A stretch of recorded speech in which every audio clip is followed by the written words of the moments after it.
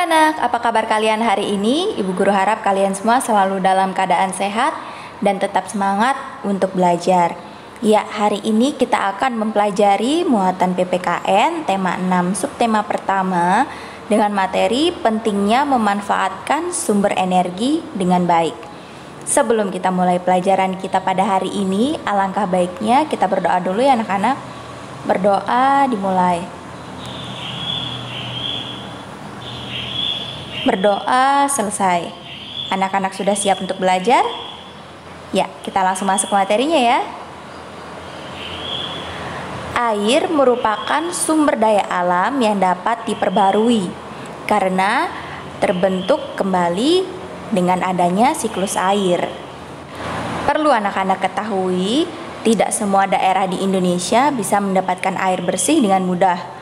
Oleh karena itu, kita harus menggunakan air dengan bijaksana.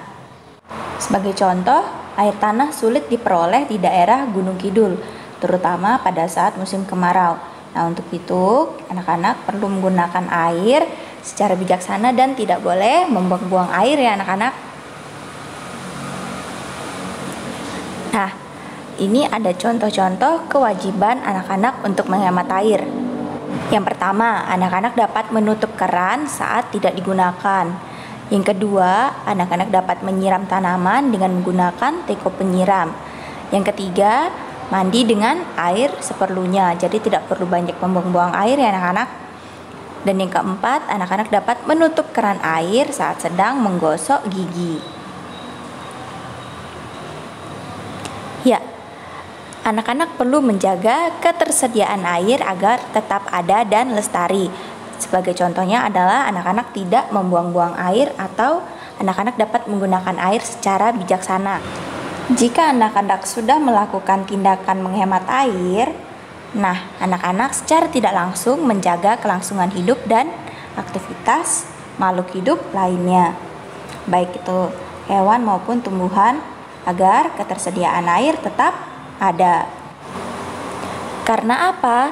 Tanpa adanya air bersih, makhluk hidup tidak dapat bertahan hidup untuk waktu yang lama.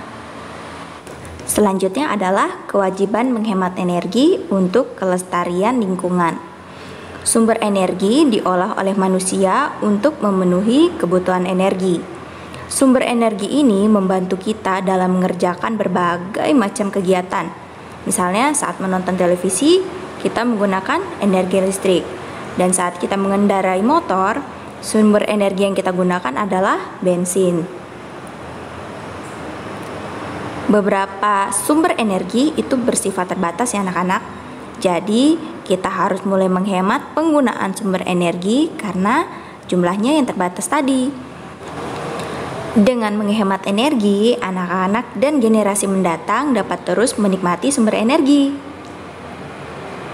Nah, berikut adalah cara-cara yang anak-anak dapat lakukan untuk menghemat energi. Yang pertama, anak-anak dapat mematikan lampu saat anak-anak tidur. Jadi anak-anak tidak perlu menyalakan lampu ya ketika anak-anak tidur. Dan yang kedua, anak-anak dapat mematikan peralatan elektronik saat tidak memakainya atau saat anak-anak tidak menggunakannya, anak-anak dapat mematikannya ya. Misalnya saat anak-anak tidak menonton TV, anak-anak dapat mematikan televisi anak-anak. Dan yang ketiga, anak-anak dapat mengajak orang tua menggunakan peralatan listrik yang hemat energi. Selanjutnya adalah terbatasnya ketersediaan sumber energi fosil. Energi listrik dihasilkan oleh pembangkit listrik yang menggunakan berbagai sumber energi. Sumber energi ini dapat berasal dari minyak bumi, batu bara, ataupun gas alam. Ternyata sumber-sumber energi tersebut merupakan sumber energi yang berasal dari fosil. Fosil adalah sisa-sisa dari makhluk hidup yang hidup selama jutaan tahun yang lampau, yang terkubur di dalam perut bumi. Karena sumber energi tersebut berasal dari fosil, artinya memerlukan waktu yang lama, bukan lama lagi ya, memerlukan waktu yang sangat lama bagi sumber energi ini untuk dapat dibentuk kembali. Untuk itu, anak-anak harus mulai menghemat energi ya, mulai dari sekarang. Oleh karena itu, kita harus memenuhi kewajiban untuk menghemat energi yang jumlahnya terbatas.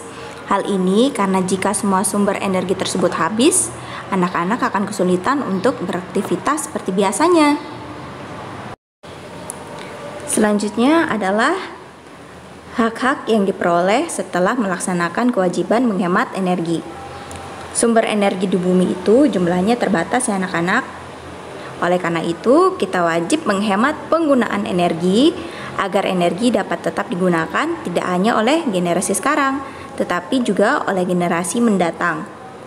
Setelah kita melakukan kewajiban dalam penggunaan energi dengan menghematnya, kita berhak untuk menggunakan energi secara bebas. Nah, anak-anak perlu ingat, bebas yang dimaksud di sini adalah bebas yang bertanggung jawab ya. Anak-anak dapat menggunakan energi untuk keperluan anak-anak sehari-hari tanpa adanya larangan. Walaupun demikian, dalam penggunaannya, anak-anak harus tetap berhemat.